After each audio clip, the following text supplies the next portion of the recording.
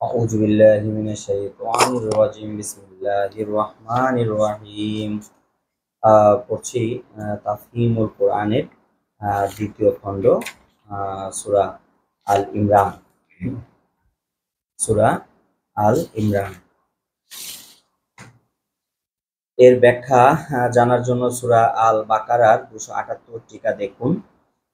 সাধারণভাবে লোকেরা তাওরাত বলতে বাইবেলের ওল্ড টেস্টামেন্টের পুরাতন নিয়ম প্রথম দিকের 5টি পুস্তক এবং ইনজিল বলতে নিউ টেস্টামেন্টের নতুন নিয়ম 4টি প্রসিদ্ধ ইনজিল মনে করে থাকে। তাই এই পুস্তকগুলো সত্যি আল্লাহর কালাম কিনা এ প্রশ্ন দেখা দেয়। আর এই সঙ্গে এ প্রশ্ন দেখা দেয় যে এই পুস্তকগুলোতে যেসব কথা লেখা আছে যথার্থই কোরআন সেগুলোকে সত্য বলে কিনা।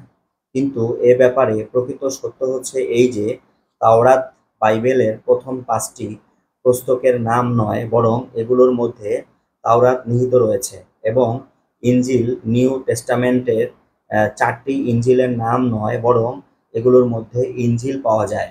আসলে হযরত মূসা আলাইহিসসালাম এর নবুয়ত লাভের পর থেকে তার ইন্তেকাল পর্যন্ত প্রায় 40 বছর ধরে তার উপর যেসব বিধান অবতীর্ণ হয়েছিল সেগুলোই তাওরাত। এর মধ্যে পাথরের তক্তার গায়ে খোদাই করে 10টি বিধান আল্লাহ তাআলা দান করেছিলেন। অবশিষ্ট বিধানগুলো হযরত মূসা আলাইহিসসালাম লিখিয়ে তার 12টি অনুলিপি করে 12টি গোত্রকে দান করেছিলেন, এবং একটি কপি সংরক্ষণ করার জন্য দান করেছিলেন নবী লাবীকে। এই কিতাবের নাম ছিল তাওরাত। বাইতুল মাকদিস প্রথমবার ধ্বংস হওয়ার পর্যন্ত এটি একটি স্বতন্ত্র কিতাব হিসাবে সংরক্ষিত ছিল। বনী লাবীকে যে কপিটি দেওয়া হয়েছিল পাথরের তক্তা সহকারে, সেটি অঙ্গীকারের সিন্দুকের মধ্যে রাখা হয়েছিল। বনী ইসরায়েল সেটিকে তাওরিত নামেই জানত, কিন্তু তার ব্যাপারে তাদের গাফিলতি এমন পর্যায়ে পৌঁছে গিয়েছিল যার ফলে ইয়াহুদিয়ার বাদশাহ বাদশাহ ইউসিয়ার আমলে যখন হাইকেলে সুলাইমানি মেরামত করা হয়েছিল, তখন ঘটনাক্রমে কাহেন প্রধান অর্থাৎ হাইকেল বা উপাসনা গৃহের গদিনসীন এবং জাতির প্রধান ধর্মীয় নেতা খিলকিয়াহ এক স্থানে তাওরিত সুরক্ষিত অবস্থায় পেয়ে গেলেন। তিনি একটি অদ্ভুত বস্তু হিসাবে এটি বাদশাহর প্রধান সেক্রেটারিকে দিলেন। সেক্রেটারি সেটিকে এমনভাবে বাদশাহর সামনে পেশ করেন যেন এটি একটি বিস্ময়কর আবিষ্কার। 2 রাজাবলী অধ্যায় 22 শ্লোক 8 থেকে 13 দেখুন। এই কারণেই বখতে নসর যখন জেরুজালেম জয় করে হাইকেল সহ সারা শহর ধ্বংস করে দিল, তখন বনী ইসরাইলরা তাওরাতের যে মূল কপিটিকে বিস্তৃতির সাগরে ডুবিয়ে দিয়েছিল, এবং যার অতি অল্প সংখ্যক ইসরায়েলরা তাওরাতের যে মূল কপিটিকে এবং যার অতি অল্প সংখ্যক অনুলিপি তাদের কাছে ছিল, সেগুলো হারিয়ে ফেলল চিরকালের জন্য। তারপর আজরা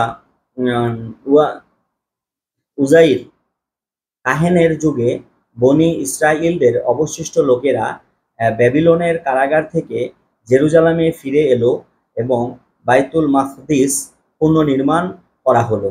এ সময় উজাইর নিজের জাতির আরও কয়েকজন মনীষীর সহায়তায় বনী ইসরাইলের পূর্ণ ইতিহাস লিখে ফেললেন। বর্তমান বাইবেলের প্রথম 17টি পরিচ্ছেদ এই ইতিহাস সম্বলিত। এই ইতিহাসের 4টি অধ্যায় অর্থাৎ যাত্রা, লেবীয়, গণনা ও দ্বিতীয় বিবরণে হযরত মূসা আলাইহিস সালামের জীবনী লিপিবদ্ধ হয়েছে। আজরা ও তার সহযোগীরা তাওরাতের যতগুলো আয়াত সংগ্রহ করতে পেরেছিলেন, এই জীবন ইতিহাসের বিভিন্ন স্থানে অবতীর্ণের সময়কাল ও ধারাবাহিকতা অনুযায়ী ঠিক জায়গা মতো সেগুলো সন্নিবেশিত হয়েছে। কাজেই এখন মুসা আলাইহি ওয়াসাল্লামের জীবন ইতিহাসের মধ্যে সেই ছড়িয়ে ছিটিয়ে থাকা অংশের নামই তাওরাত। এগুলোকে চিহ্নিত করার জন্য আমরা কেবলমাত্র নিম্নোক্ত আলামতের উপরে নির্ভর করতে পারি। এই ঐতিহাসিক বর্ণনার মাঝখানে যেখানে লেখক বলেন প্রভু মুসাকে একথা বললেন, অথবা মুসা বলেন সদা প্রভু তোমাদের প্রভু একথা বললেন, সেখান থেকে তাওরাতের একটি অংশ শুরু হচ্ছে। তারপর আবার যেখান থেকে জীবনী প্রসঙ্গ শুরু হয়ে গেছে সেখান থেকে ওই অংশটি খতম হয়ে গেছে ধরে নিতে হবে। মাঝখানে যেখানে যেখানে বাইবেলের লেখক ব্যাখ্যা বা টিকা আকারে কিছু অংশ বৃদ্ধি করেছে সেগুলো চিহ্নিত করে ও বাছাই করে আসল আসল তাওরাত থেকে আলাদা করে ফেলা একজন সাধারণ পাঠকের জন্য অত্যন্ত কঠিন ব্যাপার। তবুও যারা আসমানি কিতাবসমূহের গভীর জ্ঞান রাখেন তারা ওইসব অংশের কোথায় কোথায় ব্যাখ্যা বিশ্লেষণমূলক বৃদ্ধি করা হয়েছে কিছুটা নির্ভুলভাবে তা অনুধাবন করতে পারেন। এই ছড়িয়ে ছিটিয়ে থাকা অংশগুলোকেই কোরআন তাওরাত নামে আখ্যায়িত করেছে। কোরআন এগুলোকেই সত্য বলে ঘোষণা দিয়েছে। প্রকৃতপক্ষে এই অংশগুলো একত্র করে কোরআনের পাশাপাশি দাঁড় করালে কোনো কোনো স্থানে ছোটখাটো ও খুঁটিনাটি বিধানের মধ্যে কিছু বিরোধ দেখা গেলেও মৌলিক শিক্ষার ক্ষেত্রে সামান্যতম পার্থক্য পাওয়া যাবে না। আজও একজন সচেতন পাঠক সুস্পষ্টভাবে অনুভব করতে পারেন যে এই দুটি স্রোতধারা একই উৎস থেকে উৎসারিত। অনুরূপভাবে ইনজিল হচ্ছে হযরত মূসা আলাইহিস সালামের ইলহামি ভাষণ ও বাণী সমষ্টি, যা তিনি নিজের জীবনের শেষ ২.৫-৩ বছরে নবী হিসাবে প্রচার করেন। এই পবিত্র বাণীসমূহ তার জীবদ্দশায় লিখিত, সংকলিত ও বিন্যস্ত হয়েছিল কিনা সে সম্পর্কে জানার কোনো উপায় আমাদের কাছে নেই। হতে পারে কিছু লোক সেগুলোকে নোট করে নিয়েছিলেন, আবার এমনও হতে পারে শ্রবণকারী ভক্তবৃন্দ সেগুলো কণ্ঠস্থ করে ফেলেছিলেন।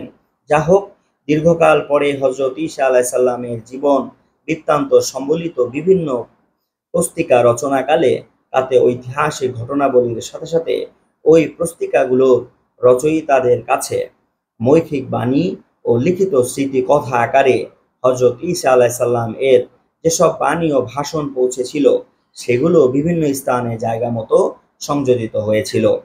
বর্তমানে মথি, মার্ক, লুক ও যোহন লিখিত যেসব পুস্তককে ইনজিল বলা হয় সেগুলো আসলে ইনজিল নয়, বরং ইনজিল হচ্ছে ওই পুস্তকগুলোতে সংযোজিত হযরত ঈসা আলাইহিস সালামের বাণীসমূহ। আমাদের কাছে যেগুলো চেনার ও জীবনীকারদের নিজেদের কথা থেকে সেগুলো আলাদা করার এছাড়া আর দ্বিতীয় কোনো মাধ্যম নেই যে যেখানে জীবনীকার বলেন, ঈসা বলেছেন অথবা মানুষকে শিক্ষা দিয়েছেন।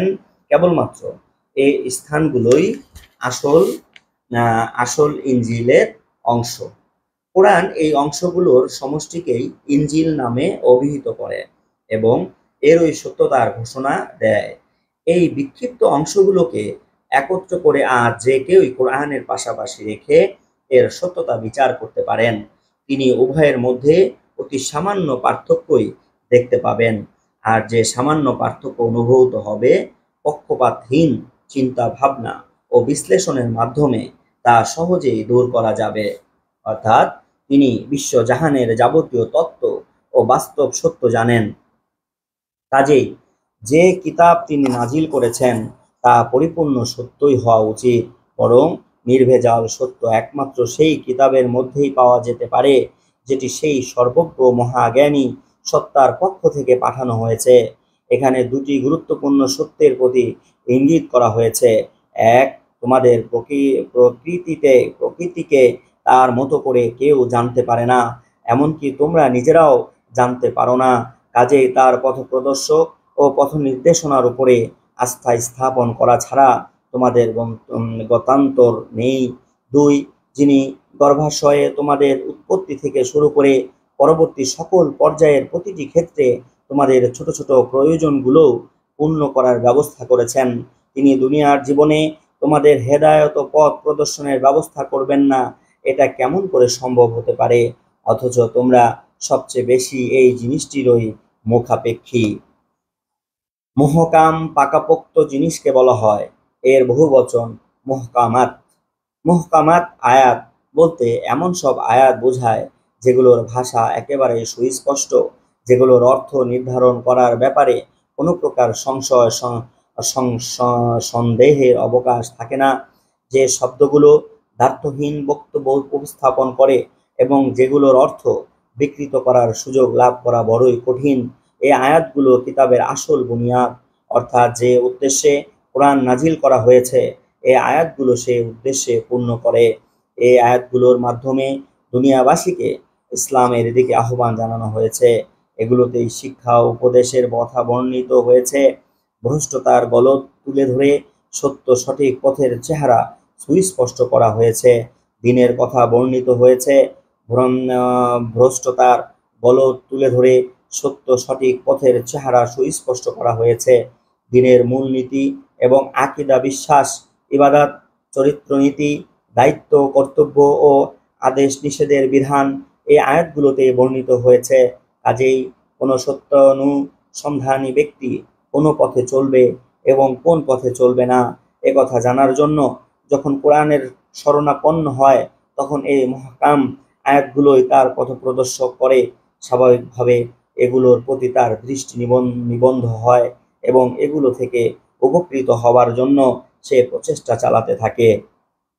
মুতাশাবিহাত অর্থ যেসব আয়াতের অর্থ গ্রহণে সন্দেহ, সংশয়ের ও বুদ্ধিকে আচ্ছন্ন করে দেবার অবকাশ রয়েছে।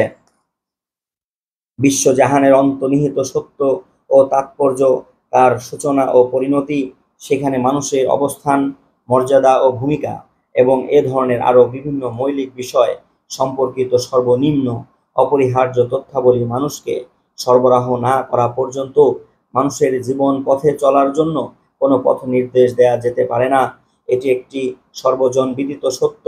আবার একথাও সত্য, মানবিক ইন্দ্রিয়ানুভূতির বাইরের বস্তু বিষয়গুলো, যেগুলো মানবিক জ্ঞানের আওতায় কখনো আসেনি এবং আসতেও পারে না, যেগুলোকে সে কখনো দেখেনি, স্পর্শ করেনি এবং যেগুলোর স্বাদও গ্রহণ করেনি, সেগুলো বোঝাবার জন্য মানুষের ভাষার ভাণ্ডারে কোনো শব্দ রচিত হয়নি এবং প্রত্যেক শ্রোতার মনে তাদের নির্ভুল ছবি অঙ্কিত করার মতো কোনো পরিচিত বর্ণনা পদ্ধতিও পাওয়া যায় না।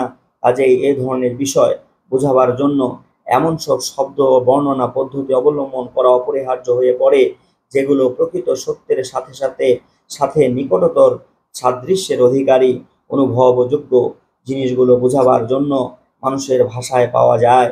এজন্য অতি প্রাকৃতিক তথা মানবিক জ্ঞানের ঊর্ধ্বে ও তেন্দ্রিয়াতীত বিষয়গুলো বোঝাবার জন্য কোরআন মজিদে এ ধরনের শব্দ ও ভাষা ব্যবহার করা হয়েছে।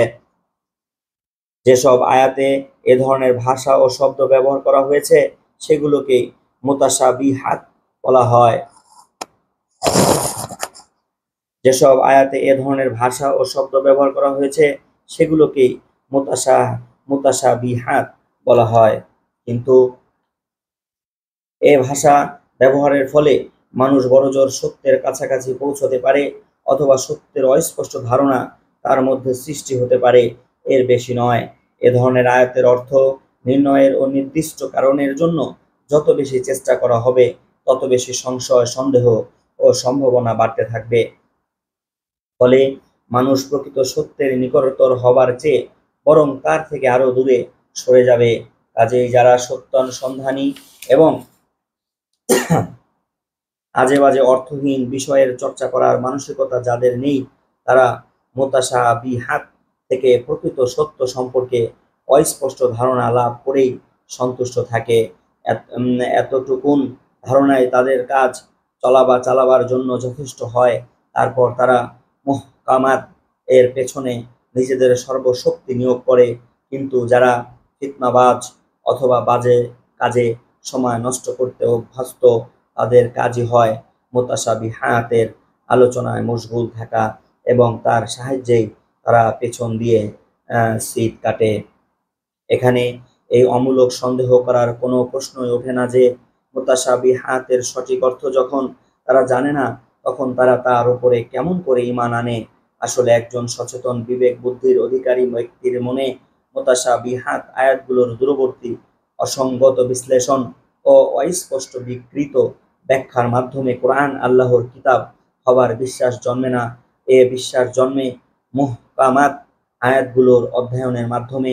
মুহকামাত আয়াতগুলোর মধ্যে চিন্তা গবেষণা করার পর যখন তার মনে কোরআন আল্লাহর কিতাব হবার ব্যাপারে পরিপূর্ণ নিশ্চয়তা আসে, তখন মুতাশাবিহাত তার মনে কোনো প্রকার দ্বন্দ্ব ও সংশয় সৃষ্টিতে সক্ষম হয় না। তাদের যতটুকু সরল অর্থ সে অনুধাবন করতে সক্ষম হয় ততটুকুই গ্রহণ করে নেয়, আর যেখানে অর্থের জটিলতা দেখা দেয় সেখানে দূরবীন লাগিয়ে অর্থের গভীর প্রবেশ করার নামে উল্টা সিধা অর্থ করার পরিবর্তে সে আল্লাহর কালামের উপরে সামগ্রিকভাবে ঈমান এনে কাজের কথাগুলোর দিকে নিজের দৃষ্টি ফিরিয়ে দেয়। এর ব্যাখ্যার জন্য সূরা আল বাকারা 161 টিকা দেখুন। যদিও আসল পার্থক্য ছিল 3 গুণ, কিন্তু সরাসরি এক নজরে দেখে যে কেউই মনে করতে পারত কাফেরদের সৈন্য সংখ্যা মুসলমানদের দ্বিগুণ হবে। বদরের যুদ্ধ মাত্র কিছুদিন আগে হয়ে গেছে, তার বিভিন্ন ঘটনা তখনও মানুষের মনে তরতাজা ছিল। তাই এই যুদ্ধের ঘটনাবলী ও ফলাফলের প্রতি ইঙ্গিত করে লোকদের উপদেশ দেওয়া হয়েছে। এই যুদ্ধের 3টি বিষয় ছিল অত্যন্ত শিক্ষণীয়। এক, মুসলমান ও কাফেররা যেভাবে পরস্পরের মুখোমুখি হয়েছিল তাতে উভয় দলের নৈতিক ও চারিত্রিক পার্থক্য সুস্পষ্ট হয়ে উঠেছিল। একদিকে কাফেরদের সেনাবাহিনীতে মদ পানের হিড়িক চলছিল, তাদের গায়িকা ও নর্তকী বাদীরা সঙ্গে এসেছিল, ফলে সেনা শিবিরে ভোগের পেয়ালা উপচে পড়েছিল। অন্যদিকে মুসলমানদের সেনাদলে আল্লাহ ভীতি ও আল্লাহর প্রতি আনুগত্যের স্নিগ্ধ পরিবেশ বিরাজমান ছিল। তাদের মধ্যে ছিল চরম নৈতিক সংশয়। সৈন্যরা নামাজ রোজায় মশগুল ছিল, কথায় কথায় আল্লাহর নাম উচ্চারিত হচ্ছিল এবং আল্লাহর কাছে দোয়া ও করুণা ভিক্ষার মহড়া চলছিল। দুটি সৈন্য দল দেখে যে কোনো ব্যক্তি অতি সহজে জানতে পারত কোন দলটি আল্লাহর পথে লড়াই করছে। মুসলমানরা তাদের সংখ্যালঘুতা ও সমরাস্ত্রের অভাব সত্ত্বেও যেভাবে কাফেরদের বিপুল সংখ্যাগরিষ্ঠ ও উন্নত অস্ত্র সজ্জায় সজ্জিত সেনাদলের উপরে বিজয় লাভ করল, তাতে একথা সুস্পষ্ট হয়ে উঠেছিল যে তারা আল্লাহর সাহায্যপুষ্ট ছিল। 3, আল্লাহর প্রবল প্রতাপান্বিত ক্ষমতা সম্পর্কে গাফিল হয়ে যারা নিজেদের সাজ সরঞ্জাম ও সমর্থকদের সংখ্যাধিক্যের কারণে আত্মগম্ভীরতায় মেতে উঠেছিল, তাদের জন্য এ ঘটনাটি ছিল যথার্থই একটি চাবুকের আঘাত। আল্লাহ কিভাবে মাত্র গুটিকয় বিত্তহীন, অভাবী ও প্রবাসী মুহাজির এবং মদিনার কৃষক সমাজের মুষ্টিমেয় জনগোষ্ঠীর সহায়তায় কুরাইশদের মতো অভিজাত, শক্তিশালী ও সমগ্র আরবীয় সমাজের মধ্যমণি গোত্রকে পরাজিত করতে পারে তা তারা স্বচক্ষেই দেখে নিল। এর ব্যাখ্যা দেখুন সূরা আল বাকারার 27 টিকায়। অর্থাৎ আল্লাহ অপাত্রে দান করেন না। উপরি বা ভাবে সিদ্ধান্ত গ্রহণ করা তার নীতি নয়। তিনি তার বান্দাহদের কার্যাবলী, সংকল্প ও ইচ্ছা পুরোপুরি ও ভালোভাবেই জানেন। কে পুরস্কার লাভের যোগ্য আর কে যোগ্য নয় তাও তিনি ভালোভাবেই জানেন। অর্থাৎ সত্য পথে পূর্ণ অবিচলতার সাথে প্রতিষ্ঠিত থাকে। কোনো ক্ষতি বা বিপদের মুখে কখনো সাহস ও হিম্মত হারা হয় না। ব্যর্থতা এদের মনে কোনো চির ধরায় না। লোভ লালসায় পা পিছলে যায় না। যখন আপাতত দৃষ্টিতে সাফল্যের কোনো সম্ভাবনায় দেখা যায় না, তখনও এরা মজবুতভাবে সত্যকে আঁকড়ে ধরে থাকে। সূরা আল বাকারার 60 টিকাটিও দেখে নিন। অর্থাৎ যে আল্লাহ বিশ্বজাহানের সমস্ত তত্ত্ব, সত্য ও রহস্যের প্রত্যক্ষ জ্ঞান রাখেন, যিনি সমগ্র সৃষ্টিকে আবরণহীন অবস্থায় দেখছেন এবং যার দৃষ্টি থেকে পৃথিবী ও আকাশের কোনো একটি বস্তু গোপন নেই, এটি তার সাক্ষ্য এবং তার চাইতে আর বেশি নির্ভরযোগ্য চাক্ষুষ সাক্ষ্য আর কে দিতে পারে? কারণ সমগ্র সৃষ্টি জগতে তিনি ছাড়া আর কোনো সত্তা উলিহিয়াতের গুণে গুণান্বিত নয়, আর কোনো সত্তা উলিহিয়াতের কর্তৃত্বের অধিকারী নয় এবং আর কারোর উলিহিয়াত করার যোগ্যতাও নেই। আল্লাহর পর সবচেয়ে বেশি নির্ভরযোগ্য সাক্ষ্য হচ্ছে ফেরেশতাদের, কারণ তারা হচ্ছে বিশ্ব রাজ্যের ব্যবস্থাপনা কার্যনির্বাহী ও কর্মচারী। তারা সরাসরি নিজেদের ব্যক্তিগত জ্ঞানের ভিত্তিতে সাক্ষ্য দিচ্ছে যে এই বিশ্বরাজ্যে আল্লাহ ছাড়া আর কোনো হুকুম চলে না এবং পৃথিবী ও আকাশের পরিচালনা ব্যবস্থাপনার ক্ষেত্রে তিনি ছাড়া আর কোনো সত্তা এমন নেই যার কাছ থেকে তারা নির্দেশ গ্রহণ করতে পারে। ফেরেশতাদের পরে এই সৃষ্টি জগতে আর যারাই প্রকৃত সত্য সম্পর্কে কম বেশি কিছুটা জ্ঞান রাখে, সৃষ্টির আদি থেকে নিয়ে আজ পর্যন্তকার তাদের সবার সর্বসম্মত সাক্ষ্য হচ্ছে এই যে আল্লাহ একাই এই সমগ্র বিশ্বজাহানের মালিক, পরিচালক ও প্রভু। অর্থাৎ আল্লাহর কাছে মানুষের জন্য একটি মাত্র জীবন ব্যবস্থা ও একটি মাত্র জীবন বিধান সঠিক ও নির্ভুল বলে গৃহীত। সেটি হচ্ছে মানুষ আল্লাহকে নিজের মালিক ও মাবুদ বলে স্বীকার করে নেবে এবং তার ইবাদত বন্দেগী ও দাসত্বের মধ্যে নিজেকে সম্পূর্ণরূপে সোপর্দ করে দেবে। আর তার বন্দেগী করার পদ্ধতি নিজে আবিষ্কার করবে না, বরং তিনি নিজের নবী রাসূলগণের মাধ্যমে যে হেদায়েত ও বিধান পাঠিয়েছেন কোনো প্রকার কম বেশি না করে তার অনুসরণ করবে। এই চিন্তা ও কর্মপদ্ধতির নাম ইসলাম। আর বিশ্বজাহানের স্রষ্টার ও প্রভুর নিজের সৃষ্টিকুল ও প্রজা সাধারণের জন্য ইসলাম ছাড়া অন্য কোনো কর্মপদ্ধতির বৈধতার স্বীকৃতি না দেওয়াও পুরোপুরি ন্যায়সঙ্গত। মানুষ তার নির্বুদ্ধিতার কারণে নাস্তিক্যবাদ থেকে নিয়ে শিরক ও মূর্তি পূজা পর্যন্ত যে কোনো মতবাদ ও যে কোনো পদ্ধতির অনুসরণ করা নিজের জন্য বৈধ মনে করতে পারে, কিন্তু বিশ্বজাহানের প্রভুর দৃষ্টিতে এগুলো নিছক বিদ্রোহ ছাড়া আর কিছুই নয়।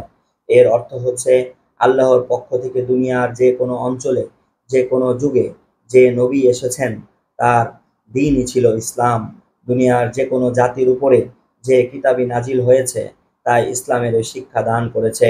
এ আসল দিনকে বিকৃত করে এবং তার মধ্যে পরিবর্ধন করে যেসব ধর্ম মানুষের মধ্যে প্রচলিত হয়েছে তাদের জন্ম ও উদ্ভবের কারণ এছাড়া আর কিছুই ছিল না, যে লোকেরা নিজেদের বৈধ সীমা অতিক্রম করে অধিকার, স্বার্থ ও বিশিষ্টতা অর্জন করতে চেয়েছিল। আর এসব অর্জন করতে গিয়ে নিজেদের খেয়াল খুশি মতো আসল দিনের আকীদা, বিশ্বাস, মূল নীতি ও বিস্তারিত বিধান পরিবর্তন করে ফেলেছে।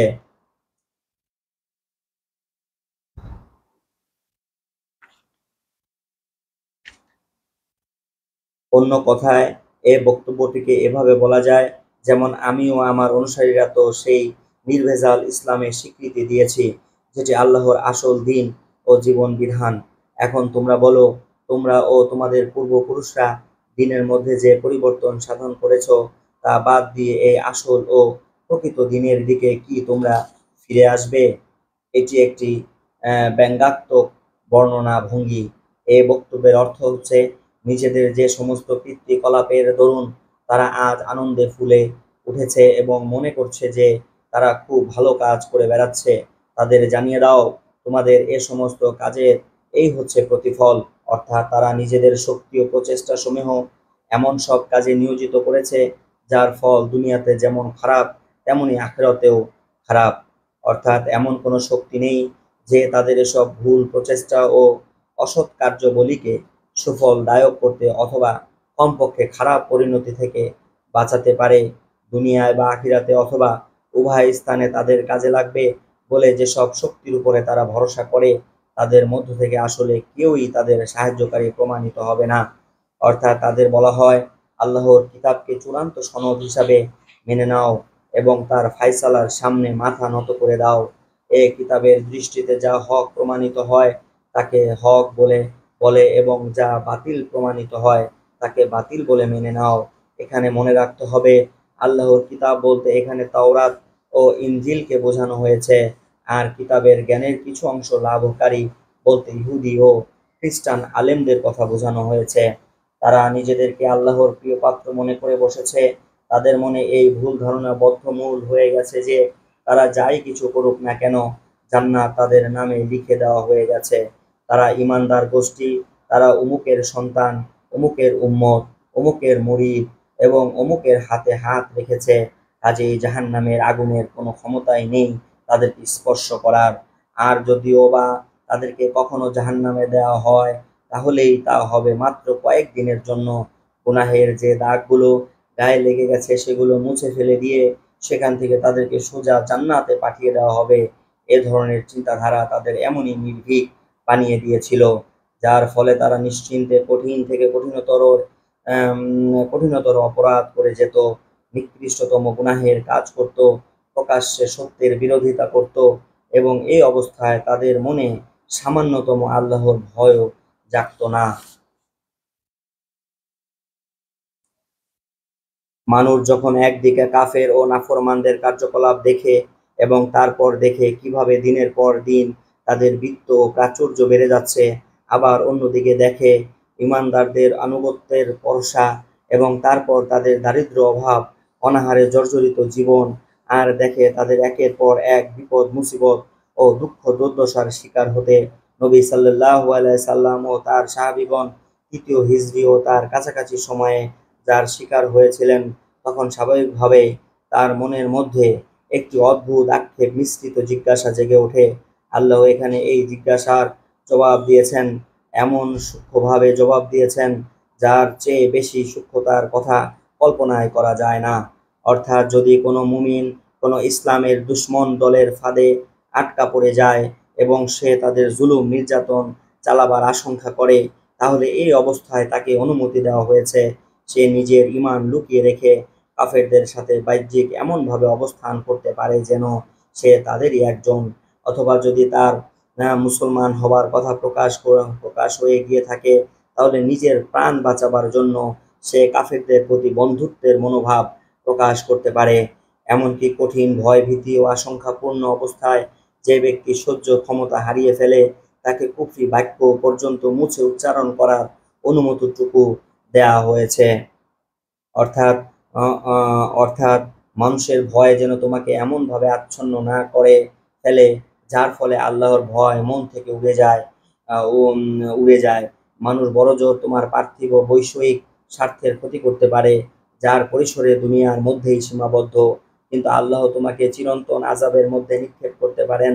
কাজেই নিজের প্রাণ বাঁচাবার জন্য যদি কখনো বাধ্য হয়ে কাফেরদের সাথে আত্মরক্ষামূলক বন্ধুত্ব নীতি অবলম্বন করতে হয়, তাহলে তার পরিসর কেবলমাত্র ইসলামের মিশন, ইসলামী জামায়াতের স্বার্থ ও কোনো মুসলমানের ধন প্রাণের ক্ষতি না করেই নিজের জানমালের হেফাজত করে নেওয়া পর্যন্তই সীমিত হতে পারে। কিন্তু সাবধান, তোমার মাধ্যমে যেন কুফরি ও কাফেরদের এমন কোনো খেদমত না হয় যার ফলে ইসলামের মোকাবেলায় কুফরি বিস্তার লাভ করে এবং মুসলমানদের উপরে কাফেরদের বিজয় লাভ ও আধিপত্য বিস্তারের পথ প্রশস্ত হবার সম্ভাবনা দেখা দেয়। অবশ্যই একথা ভালোভাবে জেনে রাখতে হবে, নিজেকে বাঁচাতে গিয়ে যদি তোমরা আল্লাহর দ্বীনকে অথবা মুমিনদের জামানতকে বা কোনো মুসলিম ব্যক্তিকে কোনোভাবে ক্ষতিগ্রস্ত করে থাকো অথবা আল্লাহদ্রোহীদের কোনো যথার্থ খেদমত করে থাকো, তাহলে আল্লাহর পাকড়াও থেকে তোমরা কোনো ক্রমেই রক্ষা পেতে পারবে না। তোমাদের তো অবশেষে তার কাছে যেতেই হবে। অর্থাৎ তিনি পূর্বাহ্নে তোমাদের এমন সব কাজ থেকে সতর্ক করে দিচ্ছেন যা পরিণামে তোমাদের জন্য ক্ষতিকর হতে পারত। এটা তার চরম কল্যাণাকাঙ্ক্ষারই প্রকাশ। প্রথম ভাষণটি এখানেই শেষ হয়েছে। এর বিষয়বস্তু, বিশেষ করে এর মধ্যে বদর যুদ্ধের দিকে যে ইঙ্গিত করা হয়েছে তার বর্ণনা ভঙ্গি সম্পর্কে চিন্তা করলে এই ভাষণটি বদর যুদ্ধের পরে এবং উহুদ যুদ্ধের আগে অর্থাৎ ৩ হিজরিতে নাজিল হয়েছিল বলে প্রবল ধারণা জন্মাবে।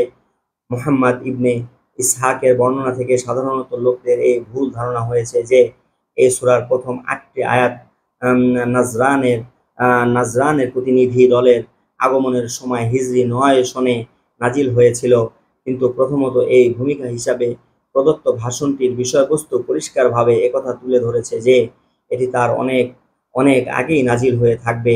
দ্বিতীয়ত, মুকাতিল ইবনে সুলাইমানের রেওয়ায়াতে একথা পরিষ্কার করে বলা হয়েছে যে নাজরানের প্রতিনিধি দলের আগমনের সময় কেবলমাত্র হযরত ইয়াহিয়া আলাইহিস সালাম ও হযরত ঈসা আলাইহিস সালামের বর্ণনা সম্বলিত ৩০টি বা তার চেয়ে বেশি আয়াত নাজিল হয়েছিল।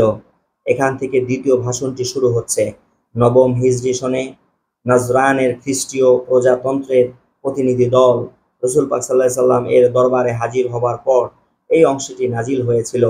হিজাব ও ইয়ামনের মাঝখানে নাজরান এলাকা অবস্থিত। সে সময় এই এলাকায় ৭২টি জনপদ ছিল। বলা হয়ে থাকে এই জনপদগুলো থেকে সে সময় ১,২০,০০০ যুদ্ধ করার যোগ্যতা সম্পন্ন জওয়ান বের হয়ে আসতে পারত। এলাকার সমগ্র অধিবাসী ছিল খ্রিস্টান। ৩ জন দল ও নেতার অধীনে তারা শাসিত হতো। একজনকে বলা হতো আকেব, তিনি ছিলেন জাতীয় প্রধান। দ্বিতীয় জনকে বলা হতো সাইয়েদ, তিনি জাতির তামাদ্দুনিক ও রাজনৈতিক বিষয়গুলো দেখাশোনা করতেন। তৃতীয় জনকে বলা হতো উসকুফ, বিশপ, তিনি ছিলেন ধর্মীয় বিষয়ের ভারপ্রাপ্ত। নবী সাল্লাল্লাহু আলাইহি সাল্লামের মক্কা বিজয়ের পর যখন সমগ্র আরববাসীর মনে এ বিশ্বাস জন্মালো যে দেশের ভবিষ্যৎ এখন মুহাম্মদ সাল্লাল্লাহু আলাইহি সাল্লামের হাতে, তখন আরবের বিভিন্ন এলাকা থেকে তার কাছে প্রতিনিধি দলের আগমন হতে লাগলো। এ সময় নাজরানের ৩ জন দল ও নেতাও ৬০ জনের একটি প্রতিনিধি দল নিয়ে মদিনায় পৌঁছেন। তারা যুদ্ধ করতে প্রস্তুত ছিল না। তখন প্রশ্ন ছিল তারা ইসলাম গ্রহণ করবে না জিম্মি হয়ে থাকবে। এ সময় মহান আল্লাহ নবী করিম সাল্লাল্লাহু আলাইহি সাল্লামের উপর এই ভাষণটি নাজিল করেন। এর মাধ্যমে নাজরানের প্রতিনিধি দলের সামনে ইসলামের দাওয়াত পেশ করার ব্যবস্থা করা হয়। ইমরান ছিল হযরত মুসা ও হারুনের পিতার নাম। বাইবেলে তাকে আমরাম আমরাম বলা হয়েছে।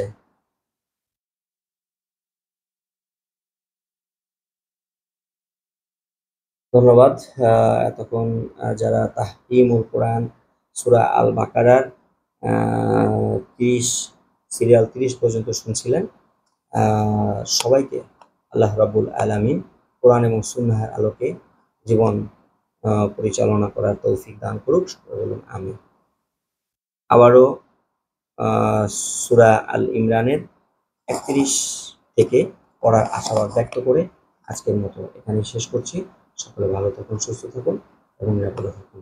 আসসালামু আলাইকুম ওয়া রাহমাতুল্লাহি ওয়া বারাকাতুহু।